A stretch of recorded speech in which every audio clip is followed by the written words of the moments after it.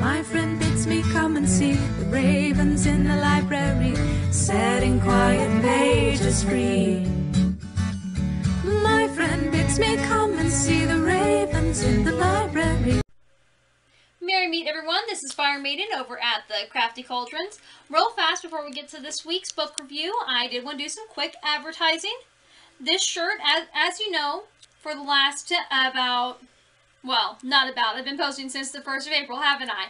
About autism awareness and acceptance for the month of April. The shirt that I'm wearing right now has got a picture of a brain that looks like a globe and the word neurodiversity at the bottom. These are for sale at thinkgeek.com. They are $14.99, should be about $20-ish with shipping.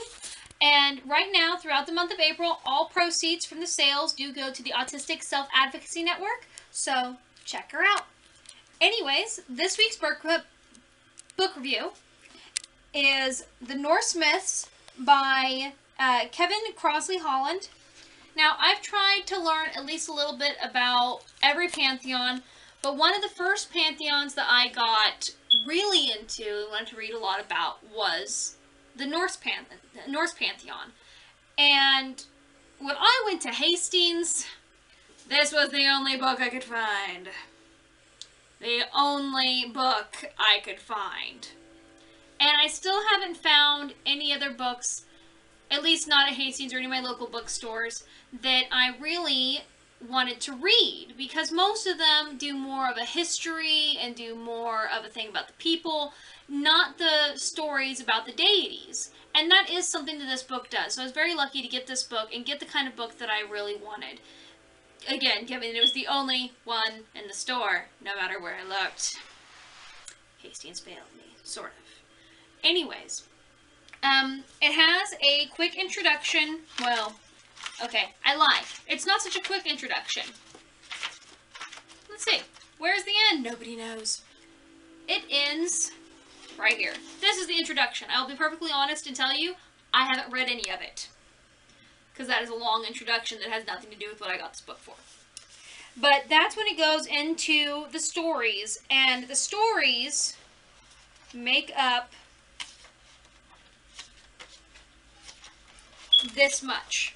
The rest of this is notes. It's all the little things that they don't really cover in the story itself, that the little details you want to go back and learn about. But all of this right here is all stories. It's all the tales. It does start with the creation, and it ends with Ragnarok.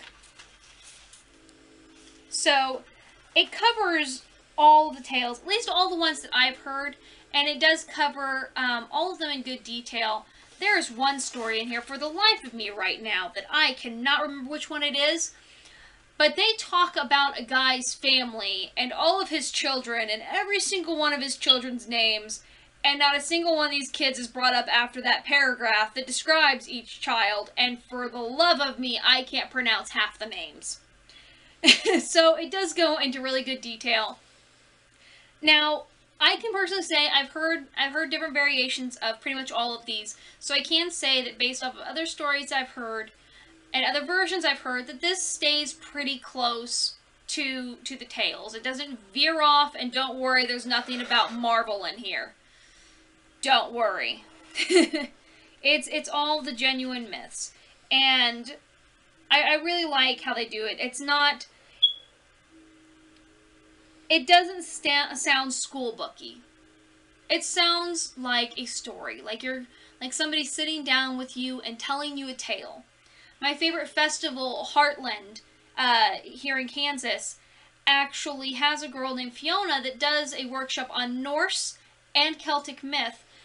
And she doesn't have a script or anything. She just sits there and tells you the stories. You're sitting next to an amazing woman, an amazing crone, who is retelling these tales to you, and that is what this book feels like to me. It doesn't feel like somebody just went in and threw in their own crap. It feels like somebody who knew what they were talking about is telling you the story. I mean, and there was some in here that I've never even heard, and it's a very enjoyable read, and I read them all the time. My favorite one, and it'll always be my favorite because Fenrir will always be my favorite, is Loki's Children and the Binding of Fenrir. And this tale was told almost exactly like Fiona told me, and Fiona's been learning Norse myths since she was a child. So again, that there is an example of, you know, how well written this actually is.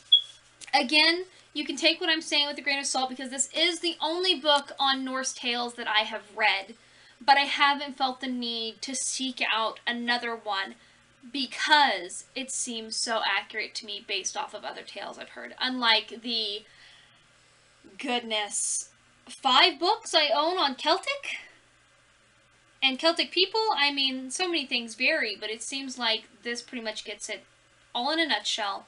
So if you're wanting to look into the Norse pantheon, this is a good place to start. This is a good place to learn the tales, to learn about the deities.